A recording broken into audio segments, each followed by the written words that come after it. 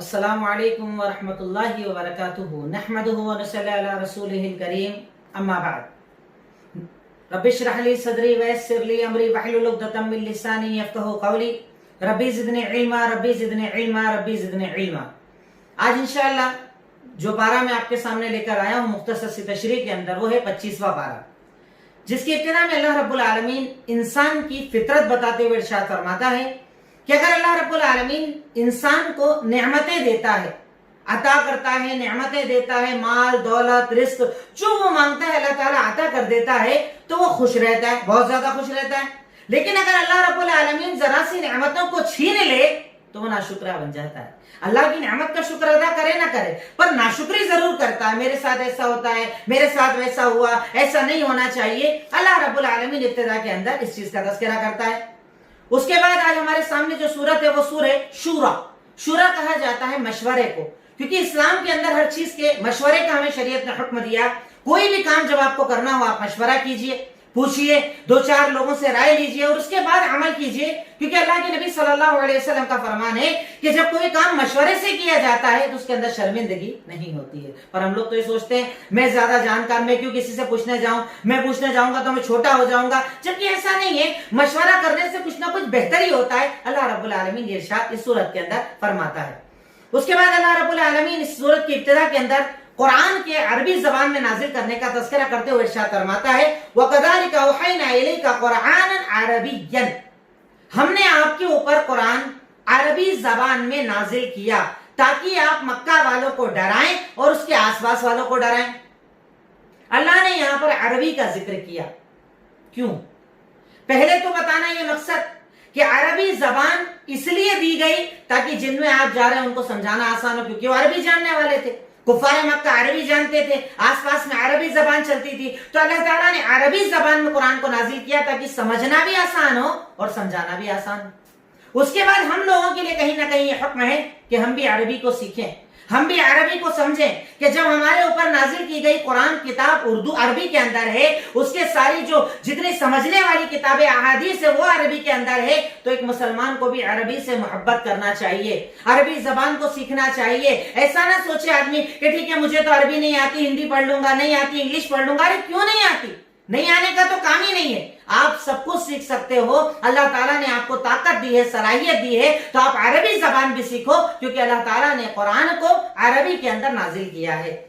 اس کے بعد اللہ رب العالمین ارشاد فرماتا ہے کہ تم لوگ اگر کسی چیز کے اندر اختلاف کرو، اب اللہ نے یہ تو بتا دیا میں نے قرآن کو نازل کیا، آیت نمبر 10 کے اندر اللہ کہتا ہے کہ اگر کسی بھی مسئلے کے اندر اختلاف ہو جائے، جھگڑا ہو جائے، مسئلے کا حل نہ ملے، کسی بھی مسئلے کے اندر اختلاف ہو جائے تو اختلاف کا حل کہاں تلاش کرو؟ قرآن میں۔ قرآن کو پڑھو، قرآن کو کھولو، اس کی آیتوں کو تلاوت کرو، اس کی آیتوں پر تدبر کرو، تو انشاءاللہ تمہیں تمہارے جھگڑوں کا حل مل جائے گا۔ یعنی اس سے پتا چلتا ہے کہ ایک مسلمان کو سب سے پہلے اپنے جھگڑوں کا حل قرآن میں تلاش کرنا چاہیے۔ احادیث میں آتا ہے اگر وہاں نہ ملے حدیث میں تلاش کرو، اگر وہاں نہ ملے اس کے بعد اجماع اور قیاس آتا ہے، پر بنیادی چیز ہے قرآن اور حدیث، کہ انسان اپنے ہر مسئلے کا حل، اپنے ہر جھگڑے کا حل، اپنی ہر پریشانی کو قرآن کے اندر تلاش کریں۔ ہم کرتے ہیں نہیں؟ ہاں جھگڑا ہوتا ہے تو قسم ضرور کھاتے ہیں قرآن کی، اٹھا کے قسمیں ضرور کھلاتے ہیں اپنی بیوی کو قرآن کی، پر قرآن کو پڑھتے نہیں، قرآن کو سمجھتے نہیں۔ اور اللہ کہہ رہا ہے کہ اس قرآن میں تمہارے جھگڑوں کا حل ہے، تمہارے مسئلوں کا حل ہے۔ تم کسی بھی معاملات کے اندر، گھر کا جھگڑا، بیوی بچوں کا جھگڑا، تعلقات کا جھگڑا، رشتہ داری کا جھگڑا، دین کا جھگڑا، مسلک کا جھگڑا، ہر جھگڑے کا حل اللہ تعالیٰ نے اس قرآن کے اندر رکھا ہے۔ یعنی قرآن میں آ جائے جھگڑا چھوڑ دو، قرآن قبول کر لو، یہ مومن کی نشانی ہے۔ اس کے بعد اللہ رب العالمین کہتا ہے کہ اللہ تعالیٰ آسمان اور زمین کا بنانے والا ہے۔ اللہ تعالیٰ نے تمہارے نفسوں کے اندر تمہیں، جیسے تمہارے اندر جانوروں کو بنایا ہے، ہر چیز کو جوڑوں سے بنایا ہے۔ اللہ تعالیٰ یہ سب ذکر کرنے کے بعد اب اپنی صفت بتا رہا ہے۔ اسماء اور صفات کا بہت بڑا قاعدہ، توحید اسماء اور صفات کا بہت بڑا قاعدہ اللہ نے یہاں بتایا، لیس کمثلہ شیء وَهُوَ السَّمِيعُ الْبَصِيرُ۔ آیت نمبر 51 اللہ تعالیٰ نے یہاں پر ایک قاعدہ بتایا کہ پہلی ایک چیز یہ انسان اپنے دل میں سمجھ لے، اللہ جیسا کوئی نہیں۔ پہلے نفی کر دی، انکار کر دیا، اللہ جیسا کوئی نہیں، کوئی نہیں، کوئی نہیں، کوئی نہیں، کوئی نہیں اللہ جیسا۔ اور اس کے بعد وَهُوَ السَّمِيعُ الْبَصِيرُ، اب اس بات کر رہا ہے، لیکن اللہ تعالیٰ سننے والا بھی ہے اور اللہ تعالیٰ دیکھنے والا بھی ہے۔ اللہ تعالیٰ نے دو چیزیں ایک ساتھ بتا دی، یعنی تم یہ ایمان تو رکھو کہ اللہ सुनने वाला, जानने वाला, देखने वाला, पर ऐसे मत सोचो कि जैसे मैं सुनता हूं वैसे अल्लाह सुनता है, जैसे मैं देखता हूं वैसे अल्लाह देखता है, क्योंकि अगर तुम ऐसे समझोगे तो तुम कंफ्यूज हो जाओगे, क्योंकि तुम ज्यादा दूर का सुन नहीं पाते, ज्यादा दूर का देख नहीं पाते। अल्लाह ताला सुनने वाला, देखने वाला है, पर मखलूकात की तरह नहीं। वो हर चीज को सुन सकता है, हर चीज को देख सकता है, क्योंकि उसके जैसा कुछ नहीं। अल्लाह ताला यहां पर हमें एक कायदा सिखा रहा है। उसके बाद अल्लाह ताला ने कुछ अंबिया का तस्करा किया, कयामत का तस्करा किया, इस चीज का जिक्र किया आयत नंबर 18 के अंदर कि कुफ्फार मक्का आपसे अजाब की जल्दी करते हैं, उन्हें ये बता दीजिए कि अजाब मुकर्रर है, कयामत मुकर्रर है, उसे जब आना है तभी आएगी। फिर उसके बाद अल्लाह ताला हमें यहां नियत सिखा रहा है कि नियत कैसी होना चाहिए। अल्लाह ताला आयत नंबर 21 के अंदर इरशाद फरमाता है, मन कान युरीदु हर्सल आखिरा नज़िद लहू फी हर्सी, कि अगर तुम में से कोई इंसान आखिरत की खेती चाहता है, इससे मुराद आखिरत की जिंदगी चाहता है, हम उसमें बरकत दे देते हैं, उसके अमल में बरकत दे देते हैं, उसके कामों में बरकत दे देते हैं, खूब बरकत अता फरमा देते हैं। लेकिन जो इंसान अपने अमल के जरिए दुनिया हासिल करना चाहता है, हम उसे दुनिया दे देते हैं, लेकिन आखिरत में कुछ नहीं मिलेगा। यहां पर हमें नियत सिखाई जा रही है कि अमल के अंदर नियत कैसी हो, नेकियों में नियत कैसी हो, अमल के पहले हमारा इरादा कैसा हो। जब भी मैं कोई भी नेक अमल करूं, मेरा मकसद यह हो कि मेरा रब राजी हो जाए, जन्नत दे दे। तो अल्लाह कहता है ऐसे इंसान को हम आखिरत देंगे और यकीनन दुनिया तो सुधरेगी ही सुधरेगी। पर अगर कोई ये सोचता है मैं खर्चा इसलिए कर रहा हूं, लोग बोलेंगे बहुत देते हैं, बहुत अता करते हैं, नमाज बड़ी लंबी पढ़ते हैं, तकरीर बहुत अच्छी करते हैं, वाज़ो नसीहत बहुत अच्छी करते हैं, अगर मेरा मकसद दुनिया है तो अल्लाह कहता है जो तू दुनिया में मांगेगा वो तो मिलेगा, नाम, नमूद, शोहरत सब मिलेगा, पर आखिरत में कुछ नहीं मिलेगा। इसलिए नियतों को खालिस करो, हर अमल के अंदर अपनी नियतों को साफ करो, इखलास लाओ अपने दिल के अंदर, रियाकारी निकालो अपने दिलों से कि अल्लाह मेरे अमल का मकसद बस तू, तेरी रजा, दुनिया माने ना मुझे मतलब नहीं, मुझे तेरी जात से मतलब, तेरी रजा से मतलब, तेरी जन्नत से मतलब, तेरे जहन्नम से दूरी मेरा मकसद। एक इंसान को अपने अमल के अंदर ये नियत रखना चाहिए। उसके बाद जैसे कल की मैंने पारे के अंदर आपको बताया कि अल्लाह ताला कहता है कि मेरी रहमत से मायूस मत हो, यहां पर अल्लाह ताला तौबा का हुक्म देते हुए आयत नंबर 25 सूरह शूरा में इरशाद फरमाता है, व हुवल्लज़ी यक़बलु तौबता अन इबादिही व यअफ़ू अन सय्यिआत व यअलमु मा तफ़अलून। अल्लाह ताला कहता है कि वही तो अल्लाह है जो अपने बंदों की तौबा कबूल करता है। जब बंदा मांगता है, जब बंदा पुकारता है, अल्लाह ताला के आगे झुक जाता है, रो लेता है, गिड़गिड़ाता है, अल्लाह मैंने ये किया, अल्लाह मैंने वो किया, अल्लाह मैं ये करता हूं, वो करता हूं, ये गुनाह, वो गुनाह, ये खता, सारी चीजें लेकर जब बंदा अल्लाह के सामने आ जाता है, सारे गुनाह जब अल्लाह के सामने बिछा देता है, और उसके बाद जब तौबा करता है, अल्लाह अब नहीं करूंगा, वादा अब नहीं करूंगा, शर्मिंदा हूं, आगे नहीं करूंगा, अल्लाह ताला कहता है वही तो अल्लाह है जो तौबा कबूल करता है। कौन है तौबा कबूल करने वाला? वही तौबा कबूल करता है और उसके बाद गुनाहों को माफ करता है। अच्छा, यहां पर भी देखिएगा, आयत पर गौर कीजिएगा, वह याफू अन सय्यिआत कहा है, गुनाहों को, गुनाह नहीं कहा, एक गुना, दो गुना, 10 गुना नहीं। जैसे हमारे यहाँ लोग बोलते हैं ना, मैं बार बार टच कर रहा हूं आपको कि अल्लाह से मांगो, अल्लाह को पुकारो, ये मत सोचो कि अल्लाह मेरी नहीं सुनेगा। अल्लाह यहाँ कह रहा है कि अल्लाह ताला बंदों की तौबा कबूल करता है और गुनाहों को माफ करता है। एक दो नहीं, ढेर जो लेकर जाते हैं, गुनाहों का अंबार लेकर जाते हैं, बहुत ज्यादा गुनाह कर लेते हैं, अल्लाह उन्हें भी कह रहा तुम मायूस मत होना, जिस दिन तौबा करोगे अल्लाह माफ कर देगा। तौबा करो, रो, गिड़गिड़ाओ, क्योंकि तुम नहीं जानते मौत कब आने वाली है। आज इसी वक्त, इसी लम्हे, जैसे आज जागने की रात है, इसी लम्हे भिड़ जाओ और माफी मांगो, चाहे कितने तुमने गुनाह कर रखे हैं, इंशाअल्लाह अल्लाह रब्बुल आलमीन सारे गुनाहों को माफ कर देगा। उसके आगे अल्लाह ताला कहता है अल्लाह तो जानता है तुम क्या करते हो, अल्लाह को तुम्हारे सारे अमल पता है, अल्लाह से तुम्हारा कोई भी अमल छुपा हुआ नहीं है। उसके बाद अल्लाह ताला हमें ये भी बता रहा है कि तुम्हें मुसीबत क्यों आती है। जैसे अभी एक मुसीबत है, बीमारी, मुसीबतें आ रही है, कारोबार नहीं चल रहा है, हम परेशान हैं, दुश्मन हम पर गालिब हो रहा है, हमें सताया जा रहा है, हमारे खिलाफ प्रोपेगेंडे किए जा रहे हैं, इन सब की वजह क्या? अल्लाह ताला सूरह शूरा आयत नंबर 30 के अंदर, 30 के अंदर बताता है, वमा असाबकुम मिन मुसीबतिन फबिमा कसबत अयदीकुम व याफू अन कसीर।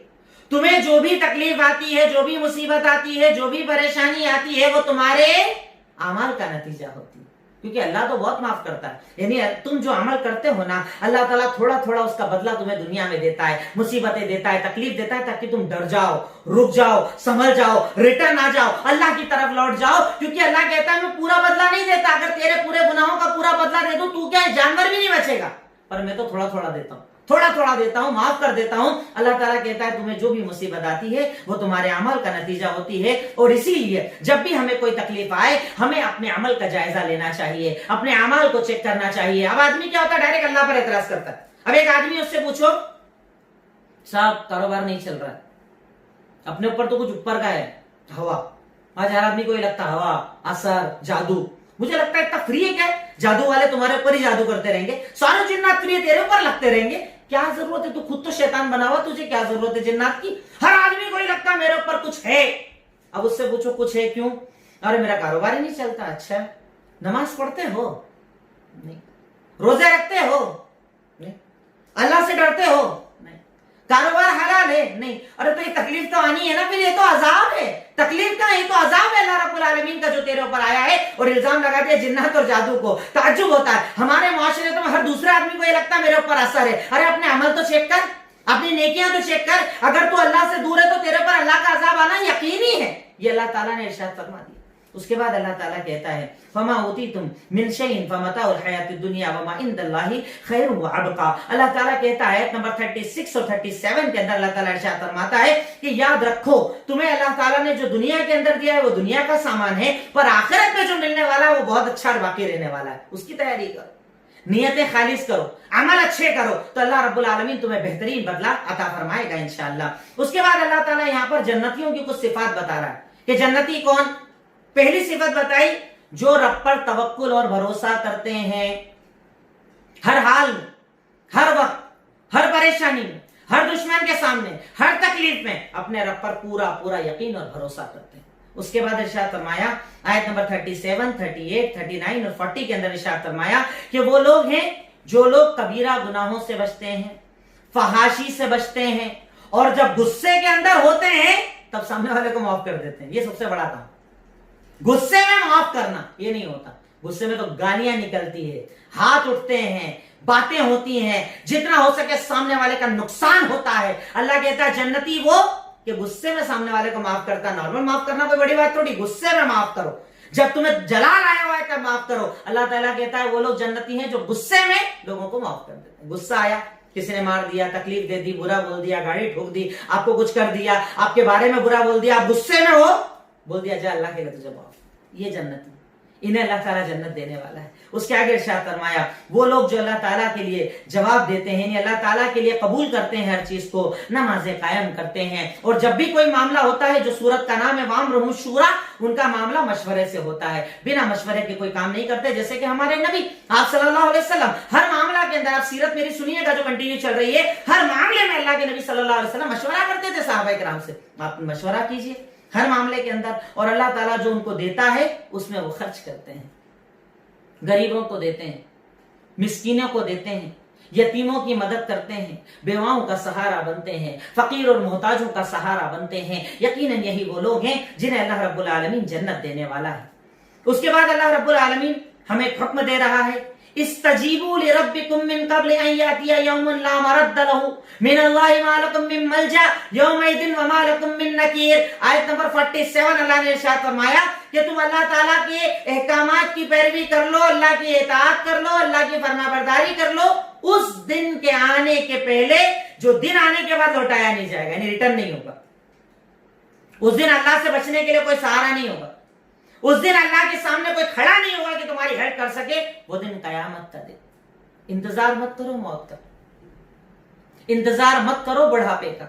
बुढ़ापा आएगा नमाज पढ़ूंगा, बुढ़ापा आएगा दाढ़ी रखूंगा, बुढ़ापा आएगा पर्दा करूंगी, बुढ़ापा आएगा ये करूंगी वो करूंगी, ये करूंगा वो करूंगा। बुढ़ापा आएगा, जवानी में मर जाएगा, 40 साल में मर जाएगा, 30 साल में मर जाएगा, 20 साल में मर जाएगा। क्या गारंटी है तेरे मौत की? और मरा मामला खत्म, अब अल्लाह के सामने उठाया जाएगा और रिटर्न नहीं किया जाएगा। इसलिए बुढ़ापे का इंतजार मत करो, जो वक्त है उसे कदर जानो, जो वक्त है उसमें अल्लाह ताला के लिए, उसके दिन के लिए काम करो, क्योंकि अल्लाह ताला तेरे उसी कामों को कबूल करेगा इंशाअल्लाह। उसके बाद अल्लाह रब्बुल आलमीन किसी नबी पर आने वाली वही का तस्करा करता है कि जब अल्लाह ताला नबी पर वही भेजता है तो उसकी किस्में क्या होती है। तकरीबन 7-8 किस्में होती हैं, यहां पर 3 बयान की गई है, वो 3 मैं आपके सामने जिक्र कर दूं। सूरह शूरा आयत नंबर 51, अल्लाह ने इरशाद फरमाया कि अल्लाह ताला जब किसी बशर से बात करता है, यानी नबी का मकसद है यहां पर बात करता है, तो 3 तरीके होते हैं। या तो डायरेक्ट वही, डायरेक्ट दिल में बात आ जाए, जो अल्लाह के नबी पर होती थी, बैठे अचानक वही आ जाए, अचानक बात आ जाए, या तो एक तरीका ये। या दूसरा तरीका, पर्दे के पीछे से अल्लाह बात करे, पर्दा हो, अल्लाह बोले, अल्लाह नजर ना आए पर आवाज सुनाई दे, अल्लाह की बातचीत सुनाई दे। तीसरी चीज, या तो फरिश्ते को भेजकर आप पर वही हो, जैसे जिब्रील अमीन आते थे। अल्लाह ताला कहता है ये 3 तरीके होते हैं वही के, इन 3 तरीकों से अल्लाह रब्बुल आलमीन बात करता है अपने नबी से। यही तरीका अल्लाह ताला ने वही का रखा है। इसके अलावा भी कुछ किस्में सीरत के अंदर बयान की गई। उसके बाद सूरह ज़ुखरुफ, ज़ुखरुफ कहा जाता है सोने को, क्योंकि अल्लाह ताला ने इसमें सोने की छतों का तस्करा किया है, इसलिए सूरत का नाम सूरह ज़ुखरुफ। उसमें अल्लाह रब्बुल आलमीन सबसे पहले इब्तिदा के अंदर आयत नंबर 12 और 13 के अंदर जानवरों के बारे में बता रहा है कि देखो ये जानवर जो तुम अपने सामने देखते हो ना, अब ठीक है आज के दौर में तो कार है, बहुत सारी चीजें जिससे हम सफर करते हैं, जानवर पर सफर कम होता है, पर पहले के दौर में तो जरिए जानवर थे।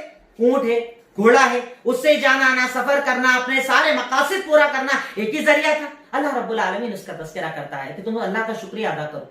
अल्लाह ताला ने इन जानवरों को पैदा किया, इन जानवरों के ऊपर तुम सवारी करते हो, इन जानवरों को अल्लाह ने मुसख्खर किया कि तुम इधर से उधर इसके जरिए जाते आते हो, उस पर भी। और इसी तरीके से जब भी अपनी सवारी पर सवार हो, जो भी तुम्हारी सवारी है, ये दुआ पढ़ा करो, सुब्हानल्लज़ी सख्खर लना हादा वमा कुन्ना लहू मुक़रिनीन व इन्ना इला रब्बिना लमुनक़लिबून। बाबरकत है वो ज़ात कि जिसने हमारे लिए सवारी को मुसख्खर किया, आसान किया, जबकि हमारी ये ताकत ना थी, और हमें अपने रब की तरफ लौट कर जाना है। अब कार में बैठे हो, चलाने वाला कौन? अल्लाह। अचानक बंद हो जाए, पंचर हो जाए, अंधेरे रास्ते में खराब हो जाए, बारिश में खराब हो जाए, तो इसलिए दुआ पढ़कर निकलो, अल्लाह पर यकीन करके निकलो। गाड़ी है, पेट्रोल है, गाड़ी अच्छी है, नहीं है, सब है, पर भरोसा मेरा अल्लाह की जात पर है कि वो है बाबरकत जात जिसने सवारी को इस काबिल बनाया कि मैं चल सकूं। अगर ना चाहे तो बंद हो जाए, ना चाहे खराब हो जाए, ना चाहे पंचर हो जाए, मुझे चलाने वाला भी अल्लाह और मुझे रोकने वाला भी अल्लाह। इस चीज को दुआ पढ़कर एक आदमी को अपने सवारी पर सवार होना चाहिए। उसके बाद अल्लाह ताला कहता है कि कुफ्फारे मक्का का एतराज था अल्लाह के नबी पर, अल्लाह ताला पर। वो कहते थे अल्लाह ताला की बेटियां हैं। फरिश्तों को क्या बोलते थे वो? बेटियां। तो अल्लाह ताला कहता है तुम मेरे लिए बेटियां बना रहे हो, और तुम्हारे घर बेटी पैदा हो तो चेहरा काला पड़ जाता है, गम आ जाता है, बुरा लगता है, यानी अपने लिए बेटी पसंद नहीं करते और अल्लाह के लिए फरिश्तों को बेटी बना रहे हो।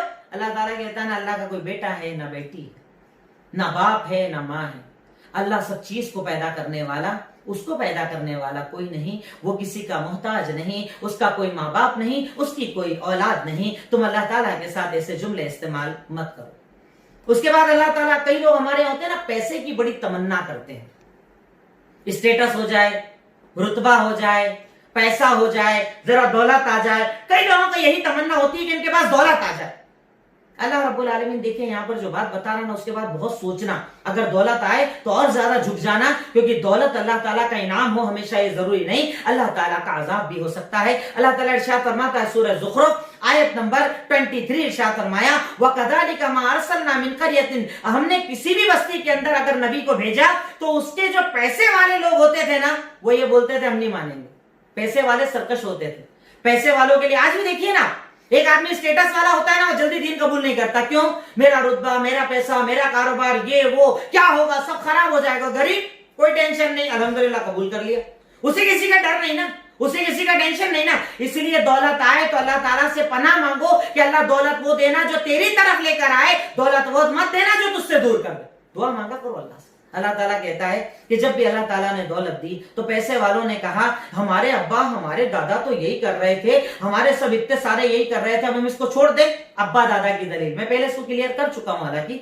इसके बाद अल्लाह रब्बुल आलमीन दोबारा हजरत इब्राहिम अलैहिस्सलाम का जिक्र करता है, उनका वाकया जिक्र करता है, उम्मत में होने वाले इख्तिलाफात का तज़किरा करता है। उसके बाद अल्लाह रब्बुल आलमीन आयत नंबर 36 के अंदर अपने जिक्र की फजीलत बता रहा है कि जैसे हम कहते हैं ना कि अल्लाह ताला का जिक्र करते रहना चाहिए, اللہ تعالیٰ کو یاد کرتے رہنا چاہیے، بار بار بار بار جو آپ کو یاد ہو. جیسے ابھی رات جاگنے کی راتیں سبحان اللہ، الحمدللہ، اللہ اکبر، اللہم انک عفو تحب العفو فاعف عنی، حسبنا اللہ ونعم الوکیل، لا الہ الا انت سبحانک انی کنت من الظالمین، استغفر اللہ، سبحان اللہ وبحمدہ، سبحان اللہ العظیم. جتنے اذکار یاد ہیں، جتنے صبح شام کے اذکار ہیں، پڑھتے رہو، اللہ کا ذکر کرتے رہو. اس سے دلوں کو سکون آتا ہے، زندگی میں اطمینان آتا ہے، دعائیں قبول ہوتی ہے، پریشانیوں کا خاتمہ ہوتا ہے. پر اللہ تعالیٰ کہتا ہے جو ذکر نہیں کرتا اس کا انجام اللہ تعالیٰ یہاں پر بتا رہا ہے. آیت نمبر 36 37 کے اندر ارشاد فرمایا وَمَن يَعْشُ عَن ذِكْرِ الرَّحْمَنِ نُقَيِّضْ لَهُ الشَّيْطَانَ فَهُوَ لَهُ قَرِينٌ. جو انسان رحمان کے ذکر سے پرہیز کرتا ہے، نہیں کرتا ہے، ہم اس کا دوست شیطان کو بنا دیتے ہیں. پھر وہ شیطان کیا کرتا ہے؟ اسے صحیح راستوں سے روکتا ہے، اسے لگتا ہے وہ صحیح ہے پر وہ غلط راستے پر ہوتا ہے. یہاں تک کہ جب موت کا وقت آ جاتا ہے تو شیطان بولتا ہے اب گیپ اپنے درمیان، اب میں تیرے ساتھ نہیں، اب تو الگ میں الگ. تو اس ٹائم کہے گا تو میرا ساتھی تھا، تو نے تو یہ کروایا وہ کرے گا. تو بولے تو نے غلطی کی، میں نے تھوڑی کیا، میں تو اللہ کو جانتا ہوں. تو بھی تو اللہ کو جانتا تھا، تجھے سمجھنا چاہیے تھا، تو نے نہیں سمجھا. تو شیطان اللہ کے ذکر سے انسان کو دور کرتا ہے. اب اگر کسی کو اللہ کا ذکر کرنے کی توفیق نہ ہو، دعائیں پڑھنے کی توفیق نہ ہو، قرآن اللہ کا ذکر قرآن پڑھنے کی توفیق نہ ہو، تو وہ توبہ کرے، استغفار کرے، شیطان سے پناہ مانگے کہ کہیں ایسا نہ ہو اللہ تعالیٰ نے شیطان کو اس کا دوست بنا دیا ہو، شیطان اس کے ساتھ ہو اور وہ شیطان اس کو ذکر نہیں کرنے دیتا، اللہ کے ذکر سے اس کو دور کر دیتا ہے. پھر اس کے بعد اللہ تعالیٰ حضرت موسیٰ کا واقعہ ذکر کرتا ہے. حضرت موسیٰ علیہ السلام کا پورا تذکرہ اللہ رب العالمین نے واپس یہاں پر کیا، ان کے جرائم کو بتایا، ان کے گناہوں کو بتایا، انہوں نے کیا کیا معاملات کیے اس کا ذکر کیا. پھر اس کے بعد اللہ تعالیٰ نے آخر کے اندر کہا کہ تم لوگ اللہ تعالیٰ کے لیے اولاد کا دعویٰ کرتے ہو، اللہ کی کوئی اولاد نہیں، اللہ تعالیٰ کسی کا محتاج نہیں. اس کے بعد آج ہمارے سامنے جو سورت آئے گی یا سورت آئی 25ویں پارے کے اندر، وہ ہے سورہ دخان. سورہ دخان، دخان مطلب ہوتا ہے دھوئیں کا. اللہ رب العالمین اس کے اندر تذکرہ کرتا ہے کہ اللہ رب العالمین کل روز قیامت اس آسمان کو دھوئیں کی طرح بنا دے گا، دھوئیں کی طرح یہ پورا آسمان اڑے گا. اللہ تعالیٰ کہتا ہے اس دن کا معاملہ بڑا ہولناک ہوگا، اس دن ہر انسان ڈرا ہوا ہوگا، اللہ تعالیٰ کا عذاب بڑا سخت ہوگا، اللہ تعالیٰ کی پکڑ بہت سخت ہوگی، اللہ تعالیٰ کا عذاب بہت دردناک ہوگا. اس کے بعد اللہ رب العالمین فرعون کا تذکرہ کرتے ہوئے ارشاد فرماتا ہے، واپس فرعون کا یہاں پر ذکر آیا اور ارشاد فرمایا کہ جب وہ لوگ موسیٰ علیہ السلام کے پیچھے نکلے تو ان لوگوں نے اپنے گھروں کو چھوڑ دیا، اپنے محلوں کو چھوڑ دیا، کھیتیوں کو چھوڑ دیا، اندھے ہو گئے تھے اسلام کی دشمنی میں، آئے اور وہیں ڈبا کر اللہ رب العالمین نے انہیں ختم کر دیا. اس کے بعد اللہ تعالیٰ جنت کی نعمتوں کا تذکرہ کرتا ہے. اینڈ کے اندر سورہ دخان میں آیت نمبر 52 53 54 کے اندر ذکر کرتا ہے کہ جنتیوں کو اللہ جو نعمت دے گا اس کے اندر نہریں بہ رہی ہوں گی، نرم ریشم کے لباس ان کو پہنائے جائیں گے، ان کو حوریں عطا کی جائیں گی. جنت کی نعمتوں کو پڑھیے گا، چاہے قرآن کے اندر، چاہے ایک کتاب علامہ عبدالکیلانی صاحب کی کتابیں ہیں جنت کا بیان، جہنم کا بیان، آپ ضرور پڑھیے گا. اس کے اندر اگر آپ پڑھیں گے نا تو انشاءاللہ آپ کو جنت کی جب نعمتوں کو پڑھیں گے تو اسے حاصل کرنے کا انشاءاللہ دل میں بڑا خیال اور بڑا تذکرہ ہوگا. اس کے بعد سورہ جاسیہ. جاسیہ مطلب گھٹنے کے بل کھڑا ہونا. اللہ رب العالمین نے سورت کے اندر قوموں کے گھٹنے کے بل اللہ کے سامنے کھڑے ہونے کا تذکرہ کیا ہے، اس لیے سورت کو سورت جاسیہ کہا جاتا ہے.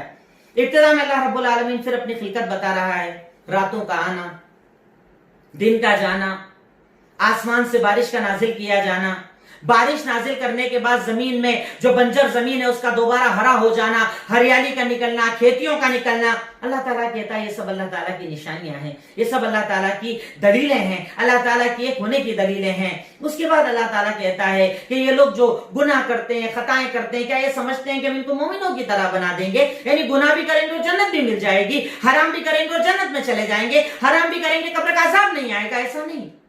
نیکوں کے لیے جنت ہے، نیکوں کے لیے قبر میں آسانی ہے، پر جو بد ہے اللہ تعالیٰ کا عذاب ان پر نازل ہوگا، اللہ تعالیٰ کی ناراضگی ان پر نازل ہوگی اور اللہ رب العالمین ایسے لوگوں کو پسند نہیں فرماتا ہے. اس کے بعد اللہ رب العالمین پھر اپنی خلقتوں کا، طاقتوں کا ذکر کرتا ہے. اس کے بعد ارشاد فرماتا ہے کفار مکہ کا اس جملے کا کہ کفار مکہ اللہ کے نبی سے کہا کرتے تھے کہ بس ہم تو ایک بار مریں گے، کام ختم، نہ کوئی عذاب، نہ کوئی قبر، نہ کوئی جہنم نہ کوئی آخرت. ایک بار مریں گے کام ختم, کوئی عذاب ہمارے اوپر آنے والا نہیں. اللہ تعالیٰ تذکرہ کرتا ہے کہ تم اپنی پیدائش پر غور نہیں کرتے, تم اپنے پیدا ہونے پر غور نہیں کرتے, تم اللہ تعالیٰ کی طاقت اور خلقت پر غور نہیں کرتے. اللہ رب العالمین کتنا عظیم ہے, اس کی قدرت کتنی عظیم ہے, اس کی طاقت کتنی عظیم ہے, اس بات پر تمہیں غور کرنا چاہیے. تو اللہ رب العالمین اس کے ذریعے تمہیں سیکھنے اور سمجھنے کی طاقت عطا فرما دے گا. میں بہت معذرت چاہتا ہوں, آج کی تشریح کو میں نے بہت مختصر کیا کیونکہ میری طبیعت آج ٹھیک نہیں ہے. اللہ تعالیٰ سے دعا ہے کہ اللہ تعالیٰ مجھے اور طاقت دے کہ میں جو بچے ہوئے دن ہیں, بچے ہوئے پارے ہیں, ان کی اچھے سے تشریح آپ کے سامنے رکھ سکوں, سیرت کی بھی جو کلاس رکھی ہے آپ کے سامنے رکھ سکوں. آخر میں اللہ تعالیٰ سے دعا کرتا ہوں, اے الہی مولا رب العالمین, اے خالق مالک رحمان رحیم, یقیناً تو ہی غفور, تو ہی غفار, تو ہی رحمان, تو ہی رحیم, تو عطا کرنے والا, تو دینے والا. اے اللہ ہم تیرے محتاج, تیرے فقیر ہیں. اللہ تو ہمارے گناہوں کو معاف فرما دے, اے اللہ تو ہماری خطاؤں کو معاف فرما دے, اے اللہ تو ہماری لغزشوں کو معاف فرما دے, اے اللہ جانے انجانے میں جو ہم سے غلطیاں ہو جاتی ہیں اسے معاف فرما دے. وآخر الدعوانا الحمدللہ رب العالمین. السلام علیکم ورحمۃ اللہ وبرکاتہ.